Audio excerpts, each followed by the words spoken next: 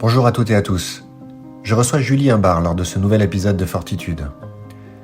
Julie est ni plus ni moins que l'incarnation de la résilience. La résilience face à la violence qu'elle a subie à plusieurs reprises de la part de membres de la pègre qui en voulaient à son père, qui était alors propriétaire d'une boîte de nuit parisienne. La résilience face à la mort, celle de son père qui s'est éteint dans ses bras après avoir été abattu d'une balle dans la tête. La résilience face à une justice passive et inefficace qui, depuis 18 ans, n'a pas été capable de mettre en examen les assassins. Avec une douceur et une humilité qui ne trahissent en rien sa détermination, Julie nous donne une très grande leçon de force morale. Vous trouverez dans cet épisode, à n'en pas douter, tous les ingrédients de la fortitude. Julie nous rappelle que l'on ne doit jamais abandonner, jamais rien lâcher. Bonjour Julie. Bonjour Nicolas. Merci d'avoir accepté mon invitation pour participer à ce nouvel épisode de Fortitude. Vous avez 44 ans. Oui. Vous vivez à Londres. Mm-hmm. Alors aujourd'hui, vous êtes professeur de pilates, mais vous êtes surtout, alors il va falloir m'expliquer, maître Reiki. Oui, voilà. Alors c'est quoi? Alors c'est l'utilisation de l'énergie universelle, on va dire, positive, avec l'imposition des mains. Donc on utilise ses mains sans toucher la personne sur chaque entrée de chakra, parce qu'on estime que c'est là le plus facile pour donner de l'énergie aux gens. Et ça permet de rééquilibrer l'état énergétique des gens. D'accord, intéressant. J'ai voulu vous accueillir sur Fortitude pour qu'on parle ensemble de votre combat que vous menez depuis 18 ans, même presque, je pourrais même, quand on connaît l'histoire, remonter même avant, parce que finalement c'est une histoire qui a commencé avant le drame dont on va parler. C'est un combat donc de 18-20 ans que vous menez pour obtenir justice sur la mort de votre père, donc Francis Imbard, qui a été assassiné à Paris il y a 18 ans. Pour expliquer à ceux qui nous écoutent et qui connaissent pas votre histoire, donc votre père a eu une carrière assez variée puisqu'il était professeur à l'origine, puis il a changé complètement de vie, s'est lancé dans l'entrepreneuriat. Il a notamment connu un succès très important à l'époque du Minitel. Peut-être certains de ceux qui nous écoutent savent pas ce que c'est, mais c'est un peu l'ancêtre d'Internet. Donc c'était quelque chose qui a eu beaucoup de succès en France, notamment dans les années 80. Donc il a connu un très grand succès avec ses entreprises dans ce domaine-là. Et puis ensuite, il a là encore pris un virage à 180 degrés puisqu'il s'est investi dans le monde de la nuit et a notamment exploité un restaurant bar spectacle qui s'appelle le Brésil Tropical, situé en dessous de la tour Montparnasse à Paris, qui donc était un très grand endroit qui accueillait des dîners spectacles autour du Brésil. Et puis mitoyen à ce restaurant, cet endroit, il y avait une boîte de nuit qu'il a appelé l'Enfer à l'époque et qui a été un des hauts lieux de la nuit parisienne pendant plusieurs années, qui a connu un succès retentissant. Et puis donc ça a très bien fonctionné, alors que lui n'était pas un homme de la nuit, qu'il n'était pas du tout de ce milieu-là. Il a réussi à en faire un endroit assez exceptionnel. Disons que le monde de la nuit l'a rattrapé, à savoir des gens pas forcément bien intentionnés. Voilà, il y a eu une série d'événements qui ont conduit à ce drame. Alors moi, ce que je vous propose peut-être, c'est d'expliquer à ceux qui nous écoutent l'historique, comment on est arrivé à ce malheureux jour du 26 février 2003, pour que tout le monde comprenne bien de quoi il s'agit. D'accord. Alors, tout d'abord, mon père, c'était quelqu'un qui aimait les challenges et il ne voulait pas s'ennuyer dans son travail. Donc, tous les 10 ans, il changeait de carrière. Donc, c'est comme ça qu'il est arrivé dans le monde de la nuit. Il ne voulait pas s'endormir sur ses lauriers et il a décidé de monter cette boîte de nuit sur une promesse qu'il avait faite à un ami. Promesse qu'il aurait mieux fait de pas tenir ce jour-là, mais bon. Voilà, donc il commence à lancer ce restaurant. Il s'entoure de personnes qui connaissent un peu mieux le milieu de la nuit que lui. Et au départ, la boîte de nuit, c'était un bar karaoké. Et malheureusement, ça ne rapportait pas assez d'argent. C'est comme ça qu'il est allé rencontrer des personnes du milieu gay noctambule, dont particulièrement une femme qui s'occupait du Kit Kat à l'époque. Donc, ils ont commencé par lancer une boîte de nuit gay qui s'est transformée progressivement en after. Et après, c'était à peu près ouvert à tout le monde. Mais il a décidé de faire confiance, pas toujours aux bonnes personnes. Et il avait un responsable de la sécurité à l'époque qui le suivait partout comme son ombre, qui faisait à la fois chauffeur, garde du corps, qui était, enfin, peut-être pas le plus fiable, mais je pense pas une mauvaise personne. Et en même temps, il y a un autre personnage qui rentre dans le service de sécurité qui veut gravir les échelons. Il arrive du 93. Il n'a pas du tout fait d'études ni rien, mais il voudrait absolument percer, s'en sortir. Il voit plus loin que sa petite vie, entre guillemets. Et mon père, qui aime toujours aider les gens et qui donne la chance à qui veut bien travailler dur, décide de l'aider. Petit à petit, il prend de plus en plus de place. L'autre responsable de la sécurité se sent un peu menacé. Et là, c'est un peu une guerre qui se lance entre les deux responsables de la sécurité, entre guillemets. Mon père dit, bon, je n'en garderai qu'un, je ne garderai que le meilleur. Et c'est à ce moment-là qu'un mercredi, à l'heure du déjeuner, des gens rentrent chez nous et on se retrouve donc séquestrer mon frère, un de ses amis, la femme de ménage et moi, à la maison, donc avec armes sur la tempe, pieds, poings liés, enfin, tout ce qu'on peut imaginer. Après ça, mon père va renvoyer le premier responsable de la sécurité pour garder le deuxième. Après coup, on a plus tendance à penser que c'était un coup du deuxième pour éliminer le premier, ce qui a marché. Donc ça, c'est voilà. Donc cette personne, bon, je vais lui donner un pseudonyme parce que je peux pas dire son nom, mais on va l'appeler Samir. Pablo. Samir, d'accord. On va l'appeler Samir parce que dans les documentaires, on l'a toujours appelé Samir, donc on va rester sur le même nom. Donc, ce Samir, vraiment, se retrouve en place, instaure toute son équipe. Mon père lui fait une confiance totalement absolue. Moi, je le vois vraiment, vraiment d'un mauvais œil. Mon instinct me dit que cette personne n'est pas une bonne personne et je le dis à mon père en disant, celui-là, je le sens pas, il y a un truc qui va pas avec lui, à tel point que mon père va lui en parler à Samir, qui va un jour m'attraper dans la boîte de nuit, me traîner par le bras et m'enfermer dans le bureau pour qu'on ait une explication.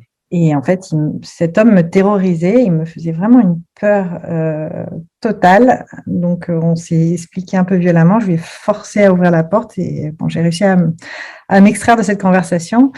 Et je me suis dit qu'il avait une prise sur mon père pour que mon père soit capable de lui parler de ce que je pense de lui. Enfin voilà. Donc, c'est à partir de ce moment-là que j'ai compris qu'il y avait quelque chose qui n'allait pas avec lui. J'entendais aussi des échos de son extrême violence avec la clientèle, les employés et en fait, moi, je ne sortais pas beaucoup à l'époque, donc j'étais pas tout le temps là. C'était juste des on-dit. Je vous coupe une seconde parce que je voulais revenir parce que donc à l'époque vous avez à peu près une vingtaine d'années, c'est ça? Oui. Parce que là vous venez d'évoquer l'épisode de la séquestration que vous aviez effectivement raconté notamment dans un des reportages qui a été diffusé sur votre histoire.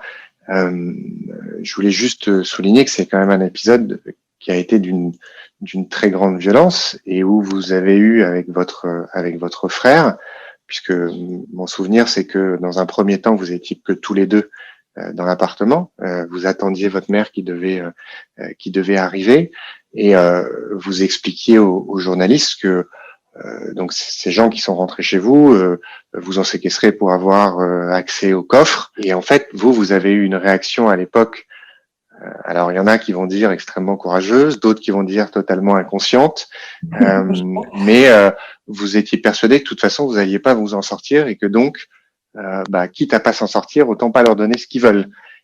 Pourquoi j'insiste là-dessus? Parce que je trouve que la réaction que vous avez eue à l'époque et que vous décrivez est assez conforme à ce que j'ai l'impression que vous êtes et à votre tempérament. Et je trouve que ça donne une coloration pour comprendre votre attitude depuis 20 ans. C'est-à-dire vous êtes quelqu'un vous lâchez rien, quoi. Et même dans une situation la plus terrifiante possible et où vous êtes totalement démuni, et puis c'était la première fois que vous côtoyiez la mort. Enfin, en tout cas, vous pouviez contempler votre propre mort, et en plus une mort violente. Et vous vous êtes dit à l'époque, tant pis, si c'est comme ça, on lâche rien, mais on cède pas, quoi. En fait, quand ils sont arrivés, moi, je venais de me faire arracher les dents de sagesse et j'étais en train de me reposer. Et c'est mon frère qui leur a ouvert. Et il est venu me voir dans la chambre avec donc ces personnes derrière eux, parce que c'était mon frère et un de ses amis qui étaient là.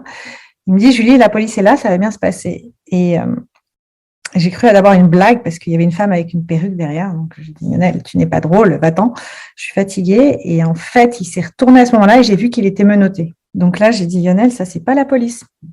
Je comprends très vite qu'en fait, la police ne fonctionne pas comme ça. Donc, je prends le téléphone pour téléphoner, appeler à l'aide. Et là, il y a toutes les armes qui sortent. Et donc, moi, je suis en sous-vêtements dans mon lit. Il me sort du lit, il m'attache les mains dans le dos, il me jette sur le lit. Donc, mon frère, son ami, la femme de ménage sont assis tout autour de mon lit.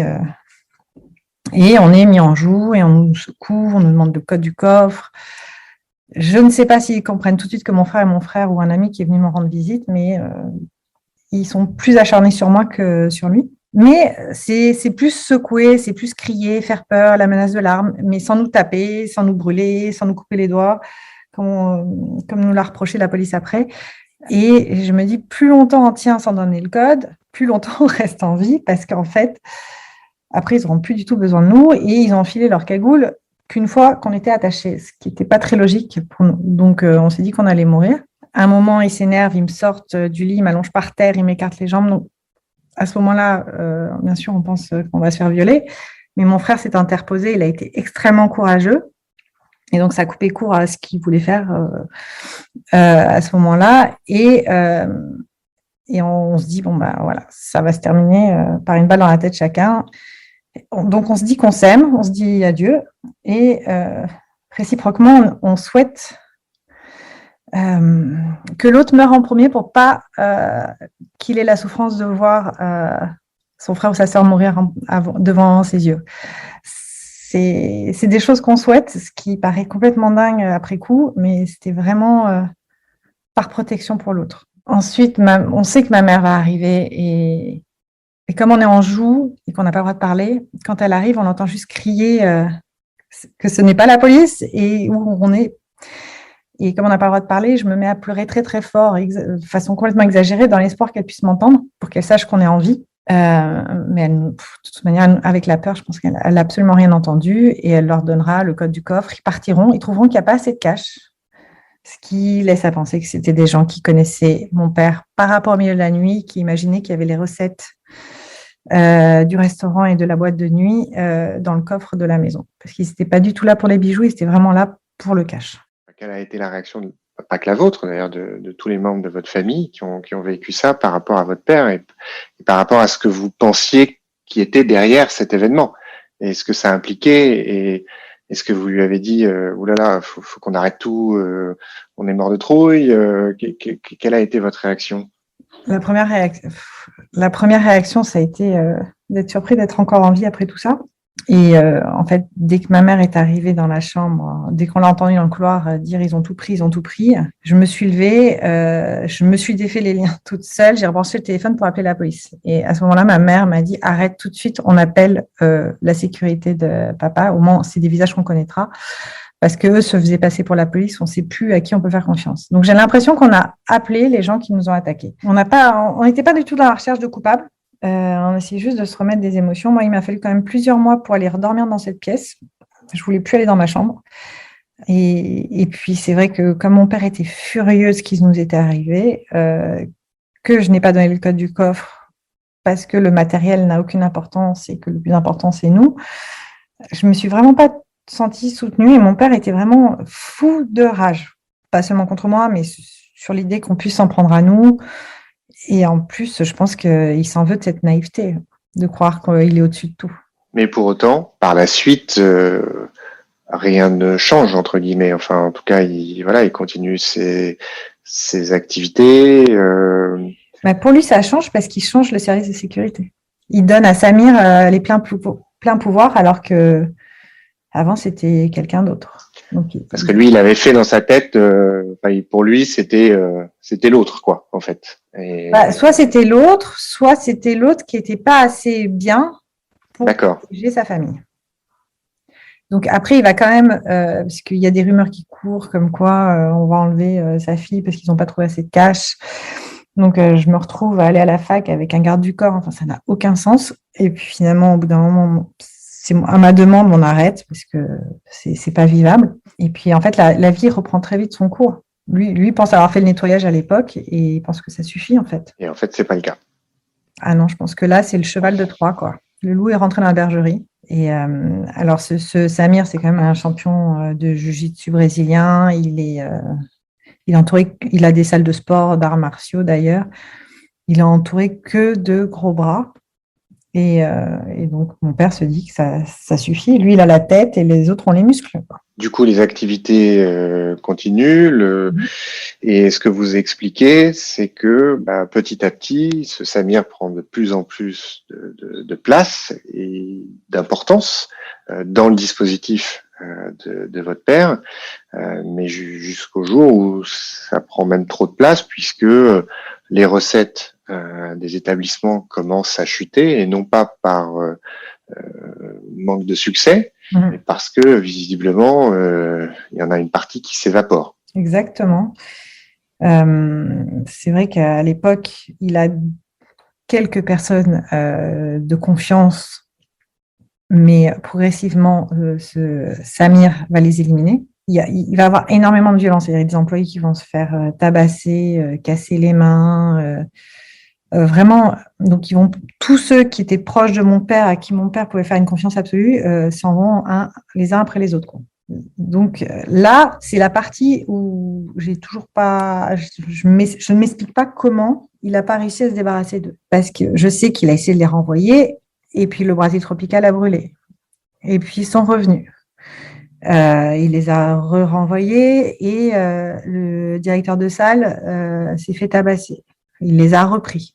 Et je n'ai jamais réussi à m'expliquer ce qui s'est passé pour qu'il n'arrive pas à se débarrasser d'eux jusqu'à l'arrivée en juillet 2002, le 14 juillet, où là, mon père, après avoir fait changer les serrures, renvoyer le service de sécurité, se retrouve attaqué un dimanche matin, roué de coups, passé à tabac, laissé pour mort, la caisse volée et le registre des actionnaires volé aussi, ce qui n'est pas très logique. Et c'est à ce moment-là que pour nous, vraiment, ça bascule. En 99, on était encore un peu naïf de croire que c'était un cas isolé. Mais à ce moment-là, on comprend que, enfin, il y a plus que le doigt dans l'engrenage et que mon père est vraiment coincé, mais on ne sait pas comment. Donc, il est effectivement battu gravement et laissé pour mort. Je crois qu'il finit à l'hôpital. Il a les côtes cassées, le visage tuméfié, etc. Et donc là, après cet événement qui, là aussi, a dû être assez lourd psychologiquement à gérer, puisque c'est générateur d'énormément de crainte, de peur. Enfin, j'imagine que vous deviez tous regarder au-dessus de votre épaule. Au départ, il nous l'a caché. Il n'est pas rentré à la maison. Moi, j'étais partie aux États-Unis. Mon frère a trouvé qu'il y avait quelque chose de bizarre qui se passait parce que lui, il était à Paris. Moi, j'étais pas là. Donc, que je n'arrive pas à le joindre pendant quelques jours, c'est assez classique à l'époque. Et voilà, chacun mène sa vie. On n'est pas collé à des portables à l'époque. On a des portables, mais on n'est pas tout le temps avec. Et mon frère le voit, et c'est là où mon frère panique et lui dit « Mais non, ça suffit, papa. On arrête tout. C'est pas possible que tu en arrives là. » Moi, je m'en rends compte en rentrant de vacances, en fait. Quand je rentre, je vois qu'il a un bandage sur les côtes, qu'il boite. Il essaye d'en parler avec légèreté pour pas m'inquiéter, mais je comprends que c'est très, très grave. Et en plus, donc ma mère, mon frère et moi, nous partons en vacances tous les 4, parce que mes parents étaient en train de se remettre ensemble. De ma chambre, je suis au premier étage et mon père téléphone en dessous. Et j'entends toutes les conversations. Et il appelle tout son répertoire en disant « Est-ce que tu as entendu ce qui m'est arrivé ?» Oui, c'est Samir qui l'a fait. Il m'a menacé de mort. Il est venu chez mon avocate me menacer de mort. S'il m'arrive quelque chose, je t'en supplie, dis-le à la police. Et ça, il le fait toute la journée au téléphone. C'est-à-dire que c'est une personne après l'autre, et une autre, et une autre, et une autre. À ce moment-là, il décide d'arrêter le Brésil tropical et l'enfer. Donc, d'abandonner cette vie-là. Oui, là, il se dit, de toute façon, ça fait 10 ans, je vais rechanger de carrière, j'ai compris. Donc là, il va se rapprocher des gens du Pau Brasil à l'époque pour revendre la clientèle et transformer donc le Brésil tropical et l'enfer en salle de location, sans équipe, sans employé, juste quelqu'un qui gère les locations de salles et la personne qui loue la salle gérera tout le reste. Comme ça, il n'a plus de lien avec de services de sécurité et il peut travailler à distance. Malheureusement, il n'aura pas eu le temps de finir ce projet-là. Donc oui, on en arrive à la date du 26 février 2003. Alors je précise, vous habitiez dans le 16e arrondissement, pas très loin de la place Victor Hugo, rue Copernic. Et c'est un matin comme les autres, une journée qui commence comme les autres. Alors, moi, j'avais eu un accident de ski 3 semaines avant, donc j'avais des broches dans l'épaule et j'étais en convalescence chez mon père. Et mon frère s'était installé pendant ce temps-là dans mon studio. Donc, il n'était pas à la maison et moi, je ne pouvais pas aller en cours à ce moment-là parce que j'étais en train de me remettre de mon opération. Et ce matin-là, en fait, je me lève, je prends un thé, je suis vraiment fatiguée parce que je dois dormir en position assise. Je suis assez de mauvaise humeur et je vois mon père dans la cuisine, on parle. C'est plus de l'administratif et de la gestion de la maison. Et il donne des sous à la femme de ménage. Et je vois que dans sa main, il a son agenda rouge, comme d'habitude, et un chargeur de portable. Et là, je me fâche intérieurement en me disant « Oh là là, j'espère qu'il n'est pas retourné avec cette folle ». Donc, sa maîtresse, parce que je me dis, s'il prend son chargeur, si ça se trouve, c'est pour y passer la nuit. Moi, avec du recul, on charge son téléphone toute la journée, mais je ne sais pas, j'ai eu cette pensée-là. Et puis, voilà, il m'embrasse. Et on l'entend partir, remonter l'horloge dans le couloir, et puis la porte se ferme. Je ne pourrais pas dire si c'est 1 seconde ou 15 secondes ou 1 minute, mais à ce moment-là, on entend une détonation qui, pour moi, n'est pas du tout une détonation, mais un fracas, on sursaute et on est pétrifiés, la femme de ménage et moi, et on se regarde. Et elle me demande qu'est-ce que c'est. Je dis, je ne sais pas, mais je me lève et je me précipite vers la porte d'entrée parce que papa venait de partir. À ce moment-là, j'essaie de chasser toute idée possible de ce que ça peut être parce que, j'ai très peur. Je me souviens de cette peur qui me prend au ventre. Et quand j'arrive à la porte, je l'ouvre tout doucement, au lieu de l'ouvrir rapidement. Je me souviens encore cette sensation où la porte est entrouverte, je ne vois rien encore, et il y a une odeur de poudre brûlée, de la détonation qui m'enivre. Je ne sais pas, ça me fait tourner la tête, et je comprends avant de voir. Et je hurle, mais d'une voix que je ne me connaissais pas, un nom sorti des tripes, et je me jette sur mon père qui est en train de se tenir la joue et avoir une auréole autour de la tête qui s'élargit très très vite. Je lui attrape la main et avec mon autre main, j'essaie de trouver l'orifice de sortie de la blessure pour faire pression. Quand je mets ma main, je me rends compte que c'est comme un robinet d'eau chaude tiède qui coule. Ça coule énormément. Et j'essaie de faire pression et j'embrasse mon père et je lui dis que je suis là et que je crie à la femme de ménage d'appeler les pompiers. Et je vois qu'il me regarde, qu'il me serre très très fort sa main. Donc, je sais qu'il est conscient, qu'il a sa tête, ce que l'autopsie prouvera après, c'est-à-dire que le cerveau n'est absolument pas touché par cette blessure. Et là, le temps, je dois dire, devient complètement élastique. Ce qui me semble une éternité aura duré même pas 10 minutes. Les voisins du dessous, qui est un cabinet avocat, commencent à apparaître par les escaliers, à monter et me demander ce qui se passe. Et moi, en larmes, je leur dis, ils lui ont mis une balle dans la tête. Et je me souviendrai toujours de cette femme qui me dit, mais enfin, ne dites pas n'importe quoi, c'est pas possible. Et qui me donne des feuilles de sopalin, des choses complètement inutiles. Mais enfin, chacun y va de son avis. Et puis, je dis à la femme de ménage d'appeler maman, d'appeler mon frère. Et je dis à mon père, ils vont arriver. On t'aime, maman t'aime, Lionel t'aime, je t'aime, je t'aime, je t'aime, je l'embrasse comme quand j'avais 3 ans sur la bouche. Et je vois qu'au fond de sa bouche, il y a du sang. Donc, je me dis, est-ce que si je fais pression, est-ce que ça l'empêche plutôt? Est-ce que ça met du sang dans les poumons? J'essaie de savoir le bon geste à faire pour essayer de le sauver, même si au fond, je comprends qu'avec autant de sang partout, c'est très clairement, il n'y a aucune chance qu'il s'en sorte.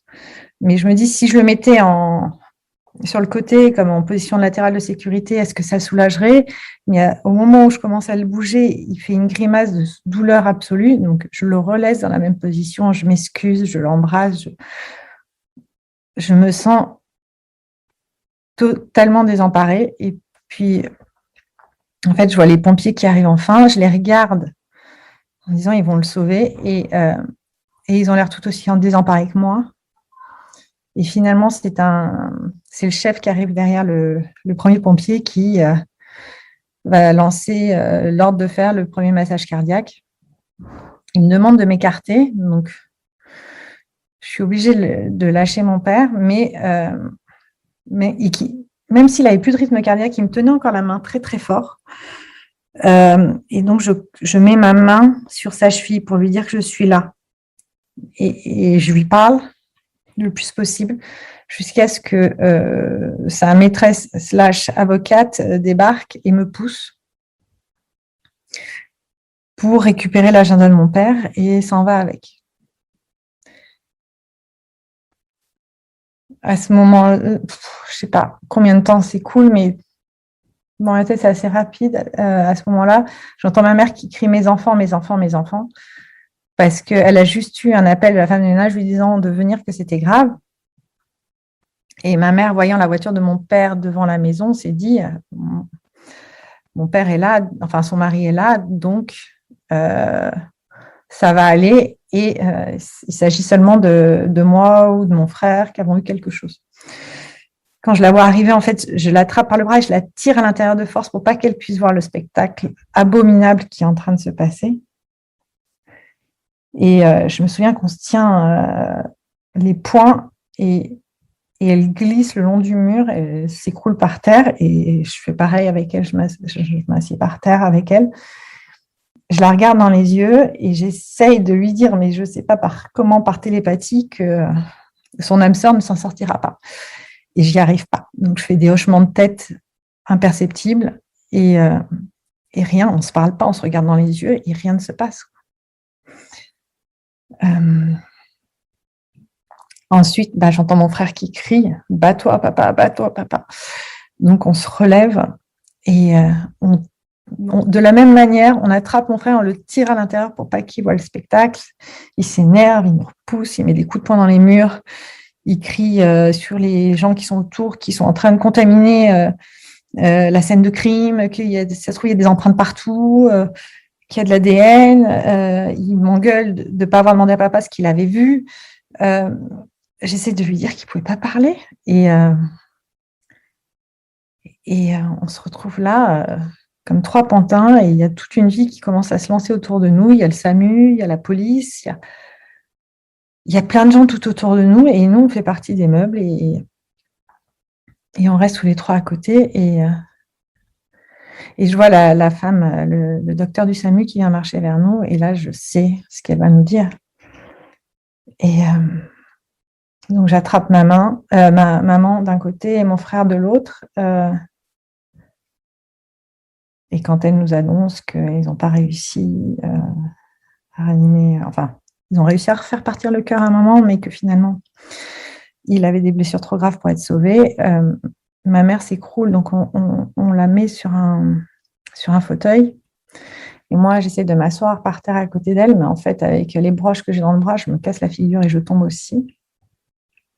Et mon frère, c'est plus de la colère.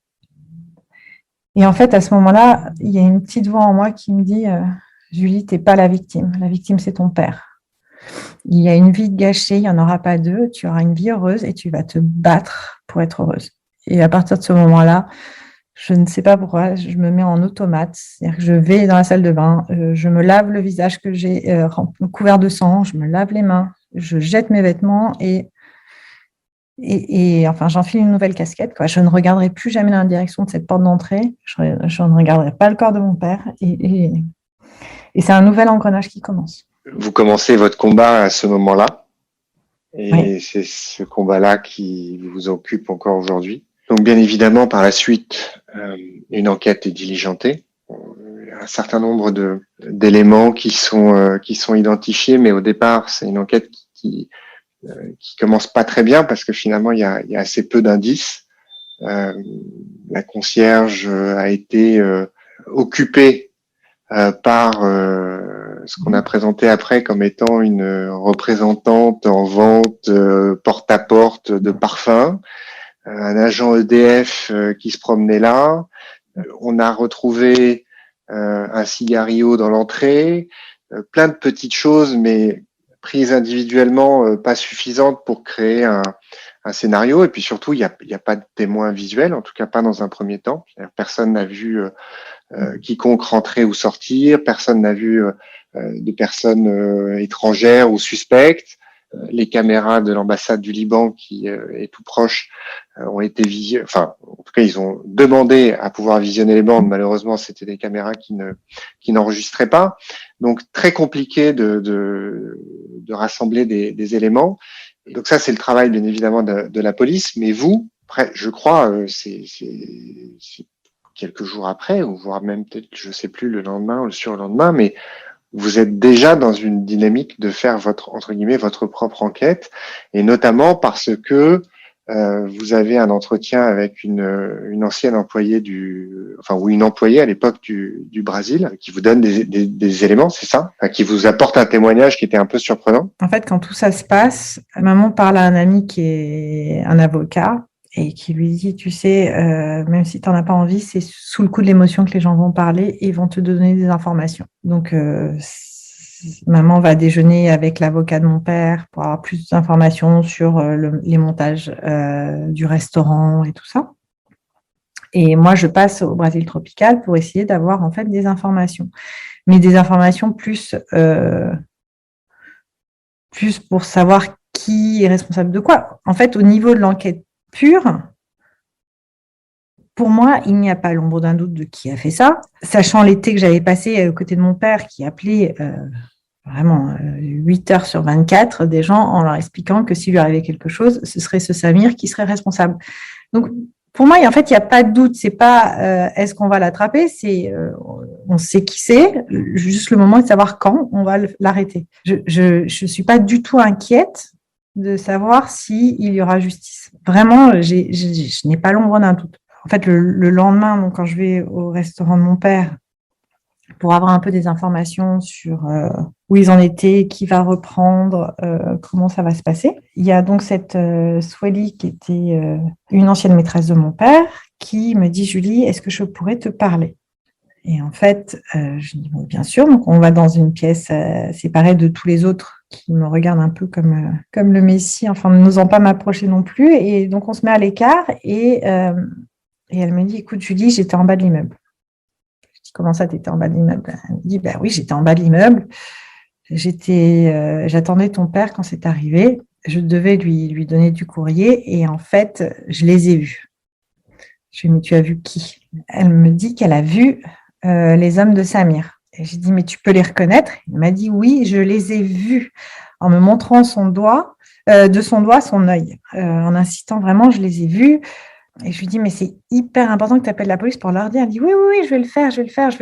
Ne t'inquiète pas, je vais les appeler. Moi, je repars. Maman m'attendait dans la voiture à ce moment-là. Je monte dans la voiture et je dis, maman, Swali a vu qui était en bas de l'immeuble au moment où papa s'est fait tuer. Donc, moi, je ne me pose pas plus de questions. Et en fait, quelques jours après, j'appelle le commandant du balai qui était en charge de l'enquête, qui était un commandant de police extraordinaire du 36 quai des Orfèvres, qui a fait une enquête vraiment difficile et avec une juge qui ne voulait pas travailler, ce n'était pas évident pour lui.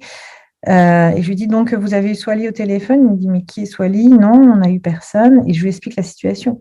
Il me dit, ah, c'est intéressant ça. Et donc, il me dit, bah, je vous tiens au courant. On avait vraiment un lien avec ce commandant très, très proche. J'avais son numéro de portable, je pouvais l'appeler quand je voulais. Il était extrêmement disponible. Et c'est vrai que les avocats qui ont suivi après dans l'affaire m'ont tous dit c'est rarissime d'avoir un tel lien avec quelqu'un qui s'occupe d'une enquête avec la partie civile.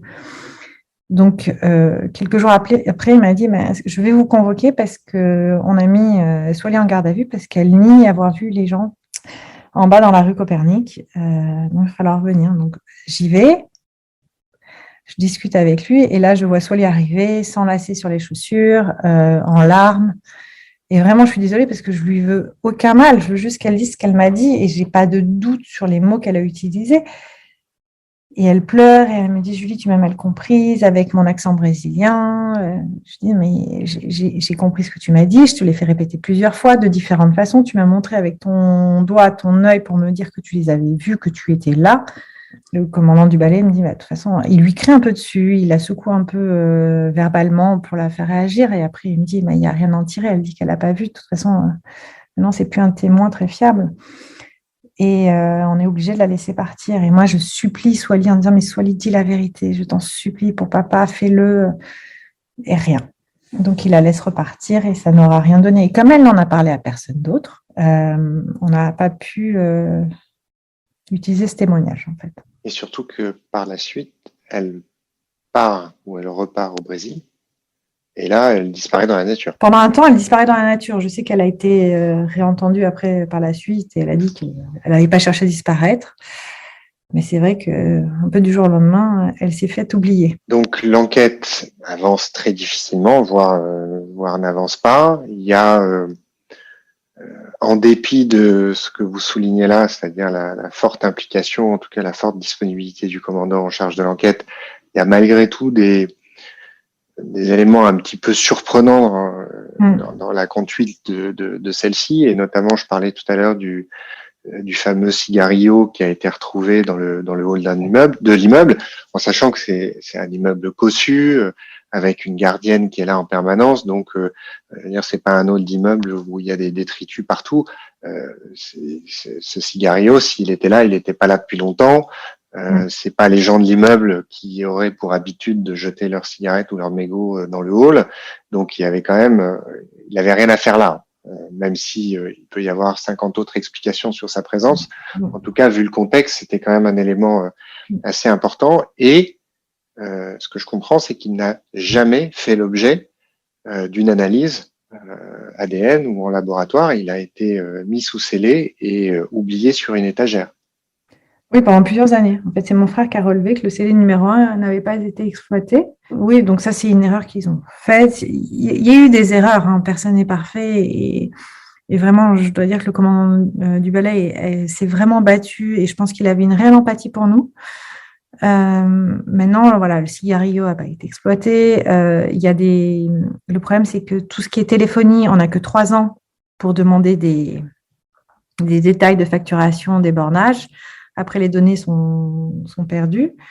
Donc, oui, il y a eu des oublis et il y a des choses qui sont passées un peu dans le trou de la raquette. C'est dommage, mais malgré tout, malgré ces erreurs, il y a assez dans le dossier pour mettre en examen. Avant d'en arriver là, un petit élément aussi de contexte qui me paraît important d'expliquer, c'est que donc le fameux Samir, au moment des faits, prend l'avion pour le Brésil. En tout cas, son téléphone est localisé à Charles de Gaulle.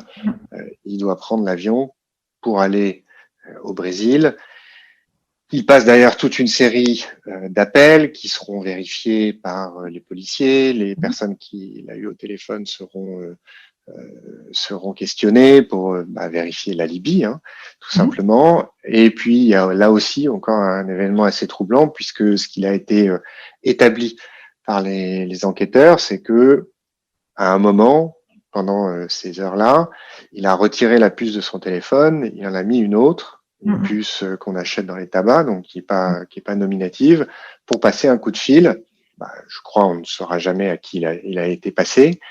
Ça, c'est une première chose qui est bien évidemment troublante. Et puis surtout, dans le cadre des enquêtes et des auditions qui ont été menées, notamment avec les personnes avec qui il s'est entretenu pendant ces quelques heures, il y en a une qui, visiblement, je pense par maladresse, a dit que Samir lui avait dit que votre père avait été tué, alors qu'il s'était passé que, je crois, 30 minutes depuis l'événement, et que donc il n'y avait aucun moyen pour lui, à ce moment-là, de le savoir. Oui, là, c'est là où il y a eu des erreurs et on n'a pas tous les relevés de bornage et de téléphonie. Mais c'est vrai que mon père est annoncé mort à plusieurs personnes alors qu'il n'est pas encore déclaré mort par le SAMU. Ok, alors on va bien évidemment pas rentrer dans tous les détails de l'enquête, etc., parce que c'est pas l'objet de notre entretien aujourd'hui, mais c'était important de les évoquer malgré tout pour qu'on comprenne la suite, à savoir que en dépit d'un dossier qui bien évidemment n'est pas facile, je pense que ces dossiers-là sont jamais très évidents, en tout cas, et c'est vous qui venez de le rappeler, il y avait de la matière, enfin en tout cas il y avait de quoi construire une instruction et bien évidemment mettre en examen plusieurs personnes. Et c'est là où votre combat s'est révélé le plus rude et le plus désespérant, c'est que vous êtes retrouvé confronté avec votre frère à une justice. Alors, c'est pas mon côté avocat qui me pousse à prendre cette précision oratoire, mais c'est vrai que j'aime pas les généralités. Donc, mon propos n'est pas de dénoncer la justice avec un grand J, mais en tout cas un fonctionnement des juges spécifiquement qui se sont montrés, alors soit totalement désintéressés, soit négligents, soit peut-être d'autres explications qu'on comprend pas, mais pendant, vous allez préciser mon propos, mais pendant plusieurs années, l'instruction sur l'aspect judiciaire, hein, donc pour ceux qui nous écoutent et qui sont pas familiers avec ces procédures-là, le travail des enquêteurs c'est une chose, mais il ne peut pas être réalisé si un juge d'instruction qui donc pilote l'enquête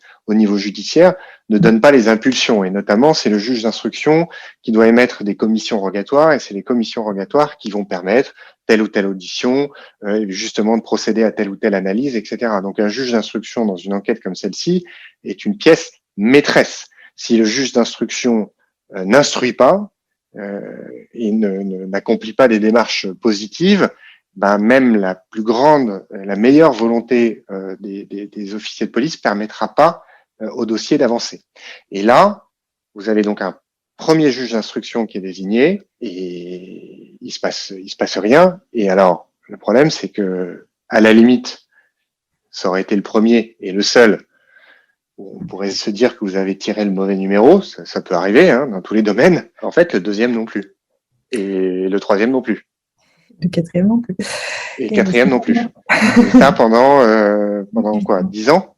Non, en fait, la première juge va rester longtemps sur le dossier. Mais c'est vrai que quand elle est nommée, le commandant du balai m'appelle désespéré.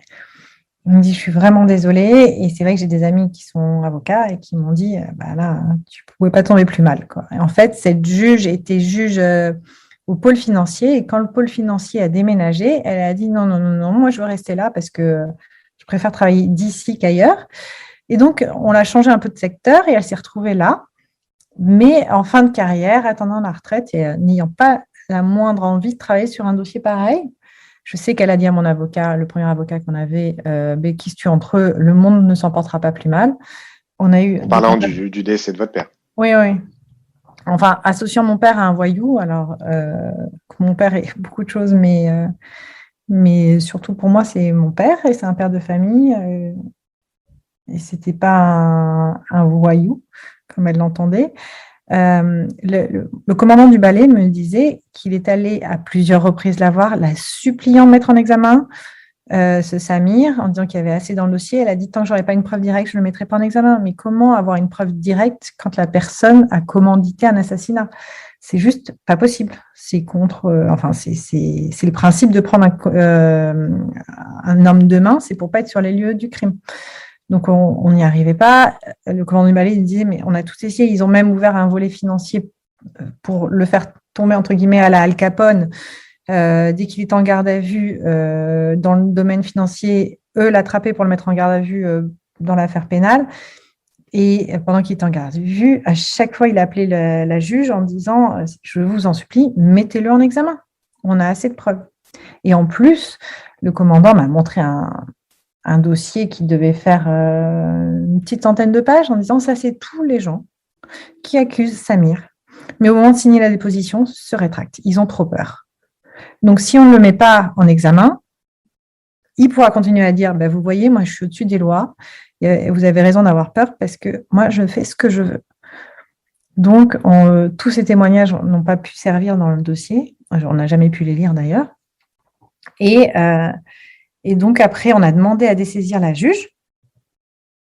D'abord, on est passé devant une chambre d'instruction qui a demandé à la juge de faire son travail, ce qu'elle a refusé. Elle a dit qu'elle faisait ce qu'elle voulait.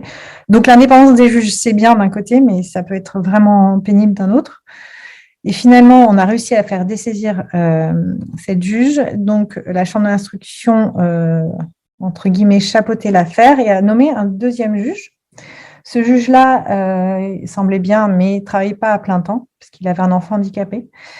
Donc, il est resté sur le dossier pas très longtemps, mais il a un peu travaillé. Il avait laissé des notes pour la troisième juge, qui, elle, a travaillé réellement sur le dossier et a commencé à faire des mises en examen. Mais comme on avait fait dessaisir la première juge, en fait, chaque grand acte qu'elle voulait faire, elle devait passer devant la chambre d'instruction pour avoir l'autorisation de mettre tout le monde en examen. Et le jour où ça devait avoir lieu, en fait, les parties civiles ne peuvent pas être présentes. Seul l'avocat peut y aller. Et donc, j'ai passé des heures devant mon téléphone à attendre l'appel de mon avocat me disant « ça y est, ils sont tous en examen ». Et au lieu de ça, j'ai eu un appel disant que l'avocat général avait requis une annulation. Et c'est vrai que là, il m'a dit de mémoire d'avocat, je n'ai jamais été dans une situation où l'avocat général est entre guillemets contre la partie civile. Et donc, tous les actes qui avaient été faits depuis la nomination de ce juge, tout était annulé et tout était à refaire. Donc, le mise en examen était, entre guillemets, libéré, mais il purgeait déjà une peine pour avoir violé sa fille. Donc, c'est dire le personnage. Là, on ne parle pas de Samir, on parle du guetteur. Voilà, parce qu'en fait, dans le schéma, c'est vrai qu'on ne l'a pas précisé, et dans le schéma des suspects, oui. Vous me dites si je me trompe, mais il y a 3 personnes. Vous avez le commanditaire, donc Samir, vous avez le guetteur et vous avez celui qui aurait tiré sur la queue de détente. Donc voilà, vous aviez trois cibles bien identifiées et donc c'était ces personnes-là que vous vouliez voir mettre en examen. Exactement. Et là, ce que j'ai cru comprendre, c'est que ça a été une rupture. Enfin, ça a été un moment marquant par rapport à votre famille, par rapport au combat que vous meniez, puisque c'est un peu le jour. Alors, je veux surtout pas simplifier ou caricaturer ces événements-là, qui sont bien évidemment très difficiles et c'est des situations extrêmement complexes. Mais ce que je voulais dire, c'est que à ce moment-là, votre frère et votre mère, est-ce qu'on peut dire qu'ils se découragent face à cet événement? Est-ce qu'ils se disent bon, on va passer à autre chose? Et vous dites et vous, votre réaction, c'est de dire non, on continue. Je pense que eux, déjà, leur façon de gérer le deuil de mon père était un peu différente de la mienne. Je ne sais pas si c'est parce que j'étais sur les lieux, je ne sais pas si c'est parce que j'étais vraiment très fusionnelle avec mon père, ou je ne sais pas. Je ne peux. Enfin, j'étais toujours l'interlocuteur avec les avocats et c'est moi qui passais le message à ma mère et mon frère. Donc, c'est vrai que peut-être que ça perdait de sa puissance au fur et à mesure. Mais quand j'ai dû passer cet appel-là en leur expliquant qu'il y a eu une annulation alors qu'on était en attente d'une mise en examen, ça a été très, très, très dur de trouver des mots pour donner envie de continuer. Maintenant, même s'ils sont moins impliqués que moi, déjà, je les tiens au courant de chaque chose et ils le suivent, mais avec une certaine distance, en fait. C'est un peu comme si ils m'avaient donné le flambeau à moi toute seule et chacun gérait cette situation à sa façon. On peut bien évidemment qu'imaginer l'accumulation de raisons objectives et d'émotions, de sentiments qui auraient pu, par accumulation et par leur violence, etc., vous conduire à lâcher, quoi. Ou en tout cas, prendre peut-être une certaine distance, de gérer différemment cette histoire. On parle bien évidemment d'une violence incomparable par rapport à l'assassinat, toutes ces étapes administratives, procédurales, ces hauts, ces bas, ces espoirs, le témoignage de cet ancien employé, et puis finalement sa rétractation, et surtout cette annulation procédurale, le manque d'enthousiasme ou de professionnalisme de certains juges. Donc, comme vous le savez, moi, l'objet de ce podcast, c'est de parler de force morale. Et du coup, ça m'amène à vous poser la question très directement. Qu'est-ce qui vous fait continuer? Où est-ce que vous trouvez la force morale? La justice, je crois à la justice, mais à différents niveaux, mais enfin, je cherche même pas une force, en fait. Je me suis jamais dit, bon, bah, c'est pas possible, il faut arrêter, là, on va jamais y arriver. Des gens m'ont dit, mais tourne la page, tu as des enfants, passe à autre chose. Non, c'est juste, c'est pas acceptable. Donc, si c'est pas acceptable, si moi je ne le fais pas, personne ne le fera à ma place. Donc, il y a une faille dans le système très clairement. Donc, sur deux niveaux, je me bats pour la justice avec un grand J, et je me bats aussi pour la justice de mon père. Je peux tout comprendre, mais là, comme c'est un système qui est défaillant aujourd'hui, je ne vais pas le laisser défaillant et c'est OK comme ça. Non, il faut que je me batte. C'est de la persévérance, en fait. Enfin, mon père me disait toujours que j'étais une tête de mule, mais quand quand j'ai décidé quelque chose, je vais au bout des choses. Et là, je ne suis pas allée au bout des choses. Il n'y a pas de non-lieu, il n'y a pas de non-lieu, il n'y a pas de prescription tant qu'il y a pas tant que le dossier n'est pas fermé. Tant que le dossier n'est pas fermé, je peux avancer. Je ne suis pas arrêtée, en fait. Même si rien ne se passe, moi, je continue d'avancer.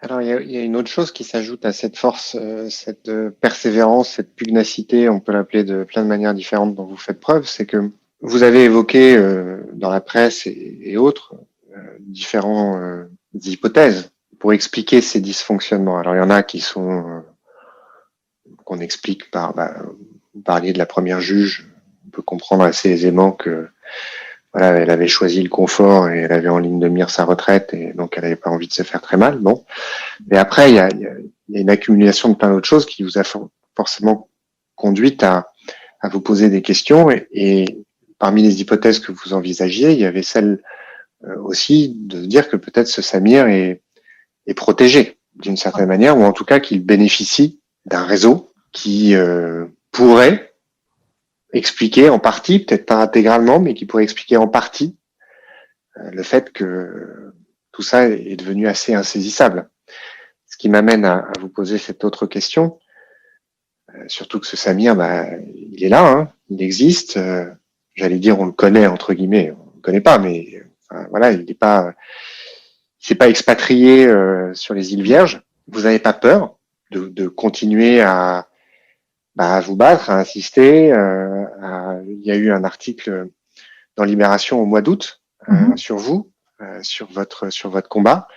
Vous êtes là aujourd'hui avec moi à en parler. Vous n'avez pas peur? Non, je n'ai pas peur. Je pense que la peur mène à rien. Et je pense que j'ai pas peur parce qu'il n'a pas peur de toute façon. Il se sent pas inquiété, ce Samir. Et donc, il continue de mener sa vie, il continue de menacer les gens, il continue de racketter. il se croit complètement en toute impunité. Donc, pourquoi devrais-je avoir peur si lui n'a pas peur? Ce ne serait pas très logique, en fait. Il travaille dans la sécurité, il a des relations dans la police, dans l'armée. Est-ce que c'est un indice de la police? Peut-être. Enfin, ce qu'il en est, c'est qu'il a joué de plus que de la chance jusqu'à maintenant. J'espère qu'un jour, ça s'arrête parce qu'il continue d'être une menace pour la société et il vit en toute liberté. J'aimerais qu'on aborde, si vous voulez bien, un aspect qui vous est encore plus personnel, enfin en tout cas qu'on fasse un peu une introspection, parce que là encore, mon but c'est d'offrir des témoignages à ceux qui nous écoutent, pour aussi aider les gens qui sont face à toute forme d'adversité, de trouver l'énergie, la force pour traverser les épreuves et les surmonter. Et donc, bien évidemment, votre parcours, ce que vous venez d'expliquer, la manière dont vous l'expliquez, c'est très inspirant. Et encore, le mot est faible et je manque de vocabulaire pour qualifier exactement ce que vous m'inspirez par rapport à ça. Je voudrais vous poser la question de comment ça a changé votre manière de vivre? Quand je dis votre manière de vivre, c'est vraiment à titre individuel, hein. C'est presque de manière décorrélée par rapport à ces événements-là. Je parle pas du travail et du temps que vous consacrez à mener le dossier et à mener cette affaire. Je parle d'un point de vue plus individuel. Comment ça a changé votre manière de vivre? Comment vous voyez la vie? Alors c'est vrai que vous étiez très jeune, donc à 20 ans, on n'a pas forcément une vision très précise de ce qu'est la vie ou de la manière dont on veut la vivre. On nourrit pas forcément des réflexions philosophiques, mais je pense qu'au fur et à mesure de ces étapes-là, ça a dû vous façonner. Et qu'est-ce que vous en avez tiré? Déjà, quand c'est arrivé, moi, j'étais quand même une jeune femme très gâtée par la vie. J'avais vraiment pas de gros soucis et les petits soucis me semblaient déjà très, très gros. C'est vrai que quand un drame comme ça arrive, ça remet les niveaux à leur place et c'est vrai que j'apprécie tous les petits bonheurs de la vie quotidien. J'ai découvert grâce à cette catastrophe c'est un tremblement de terre dans une vie et ça m'a permis de me rendre compte que en fait, j'étais beaucoup plus forte que ce que je pensais parce que je suis quelqu'un de très sensible, mais l'un peut aller avec l'autre, on peut être fort et sensible. J'ai découvert aussi que je l'ai toujours eu énormément d'empathie, mais résultat, je juge beaucoup moins les gens parce qu'on ne sait pas toujours leur combat intérieur et j'ai un besoin d'aider les gens, je suis toujours à l'écoute et c'est vrai que ça, c'est quelque chose que j'ai développé avec le temps. Et peut-être parce que j'ai vécu un drame et les gens se confient très naturellement à moi. J'arrive plus naturellement à me mettre à leur place. Et ça, c'est ce qu'ils disent en anglais un silver lining, c'est que de toute horreur, il y a toujours quelque chose de positif qui en sort. Et c'est vrai que je pense que ça m'a permis d'être beaucoup plus heureuse dans ma vie au quotidien que j'aurais pu l'être auparavant. Je ne sais pas quoi rajouter à ça. C'est vrai que... Non, il y avait un blanc parce que j'absorbe ce que vous dites. Il n'y a pas forcément grand-chose à rajouter. Et c'est aussi un aspect très admirable chez vous, c'est que aussi bien dans la manière dont vous expliquez votre persévérance dans le combat judiciaire, dont on comprend qu'il est notamment animé par un besoin de justice qui finalement profiterait à tout le monde, pas uniquement parce que cet individu nuisible serait justement mis en incapacité de nuire davantage, mais aussi parce que la justice, qui n'est que la justice des hommes, elle est perfectible et elle a besoin de s'améliorer. Et ce que vous vivez et le combat que vous menez peut peut-être contribuer à ça. Et vous avez vraiment un vrai sens aigu et sincère de la justice. Et puis à ça s'ajoute ce que vous venez de dire, c'est-à-dire que vous avez réussi à cultiver, c'était en vous certainement, mais à cultiver davantage un rapport aux autres, alors que on sait tous que lorsque l'on vit des drames, on peut avoir une tendance naturel, une forme de réflexe à s'enfermer sur soi-même et surtout à devenir aigri, à devenir hargneux, notamment vis-à-vis du bonheur des autres. Et vous, c'est tout l'inverse. Une autre question, ceux qui m'écoutent le savent, je nourris un intérêt très fort pour le temps et le rapport au temps. Et du coup, forcément, votre histoire et ce que vous avez raconté, et notamment ce combat contre le dysfonctionnement de la justice, c'est un combat contre le temps. Comment est-ce que vous vivez le temps et comment est-ce que tout ça a peut-être modifié ou changé votre rapport au temps? Ça l'a changé. Déjà, le temps est un peu différent dans la justice parce qu'il y a les vacances judiciaires. Donc, à chaque fois, c'est un peu... c'est une date butoir vers Noël et une date butoir au début de l'été. Et à chaque fois, on sait que ça repousse et ça repousse. Et donc, au début, c'est vrai qu'il y avait quand même beaucoup de frustration. Maintenant, j'ai appris à vivre avec le temps lent. Il y a moins de frustration, peut-être parce que si j'ai une curiosité sur la physique quantique et que finalement, on s'est rendu compte que le temps n'existait pas et que tout arrive de façon simultanée. C'est juste notre façon, nous, de le percevoir qui est différent. Donc, parfois, ça me réconforte de me dire que simultanément, mon père est toujours vivant et que je suis quand même dans ce combat-là. J'apprécie le temps d'une façon complètement différente. C'est pas un élément important dans mon combat, même si chaque année anniversaire... Oui, en fait, la date anniversaire est quelque chose de très pénible. Avant, je revivais minute par minute ce qui se passait le jour J. Maintenant, en fait, c'est plus une ode à mon père et j'ai plus envie de le célébrer lui que ce qui lui est arrivé. Et c'est vrai que oui, la physique quantique, c'est mon petit réconfort là-dessus et de me dire que le temps n'existe pas. Ce qui est effectivement un point de vue assez intéressant, même si je crains qu'on ne puisse pas se plonger dans la physique quantique aujourd'hui. D'une part, parce qu'on n'aurait pas le temps, et d'autre part, parce que je serais bien incapable de mener la conversation. Julie, merci infiniment merci à toi. d'avoir passé d'avoir accepté mon invitation, d'avoir accepté de reparler de tout ça. Merci, mais c'est vrai que de parler de l'affaire à chaque fois, ça la réactualise. C'est un peu comme si c'était passé hier pour les personnes qui en entendent parler à ce moment-là. Et si ça peut motiver une juge d'aller au bout, ce serait formidable.